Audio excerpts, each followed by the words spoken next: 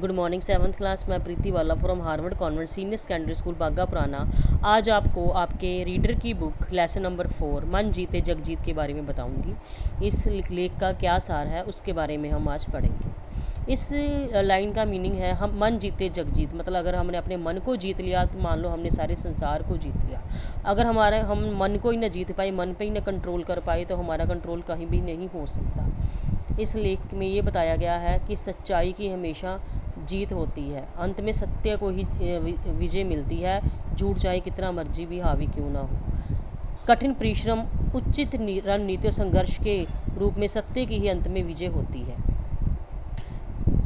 तो ये प्रसिद्ध लोकोक्ति मन, ये जो पाठ है प्रसिद्ध लोकोक्ति मन के हारे हार है, मन जीते जग जीत पर आधारित प्रस्तुत पाठ डॉक्टर आलम शाह खान द्वारा लिखा गया है।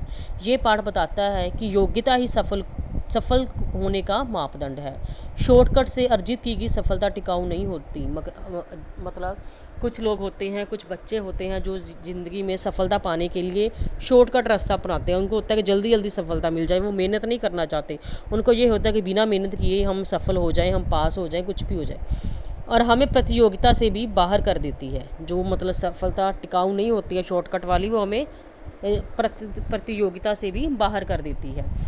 इस लेसन में शानू और अमित दो लड़के हैं जिनके बारे में जिक्र किया गया है। शानू और अमित एक ही विद्यालय के छात्र थे। अमित एक साधारण घर का लड़का होने के बावजूद होशियार था। शानू अमीर घर का लड़का भी था और वह होशियार भी था, लेकिन अमित से हमेशा एग्ज़ाम में मात खाता था, मतलब पीछे रह जाता था। हार से शानू के आत्मसम्मान को चोट पहुंची और वह अमित से बदला लेने की योजना बनाने लगा। देखो उसमें अमित का तो कोई कसूर नहीं था कि वो होशियार था और हमेशा प्रथम आता था क्लास में, लेकिन शानू क्या था, अमीर घर का था, वह होशियार तो था लेकिन परीक्षा में हमेशा पीछे रह जाता था। जब वह पीछे रह जाता था तो उसको बड़ी जेलसी होती थी। ठीक है, तो फिर वो क्या करता था, वो आगामी परीक्षाओं में गलत तरीकों का प्रयोग कर शानू अव्वल आ गया। तो एक बार उसने क्या किया, उसने गलत तरीकों का प्रयोग किया और आने वाली परीक्षाओं में वो अव्वल आया। अव्वल मतलब प्रथम आया। स्कूल की परंपरा थी कि कक्षा के हर टेस्ट में पहले रैंक और 60% से अधिक अंक लाने वाले छात्र की फ़ीस माफ़ कर दी जाएगी और उसे किताबें भी मुफ्त मिलेंगी। टेस्ट में पिछड़ जाने पर गरीब अमित फ़ीस नहीं जुटा पाया और उसे स्कूल छोड़ना पड़ा। पर अमित की इन बातों का शानू के जीवन पर गहरा प्रभाव पड़ा, उसके दिल पर गहरा प्रभाव पड़ा। अमित के जाने के बाद शानू को अपनी गलती का एहसास हुआ।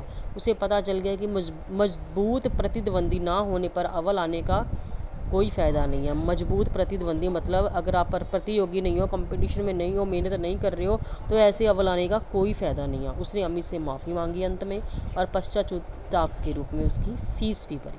तो इससे हमें यही शिक्षा मिलती है कि हमें कभी भी किसी से कोई भेदभाव नहीं करना चाहिए।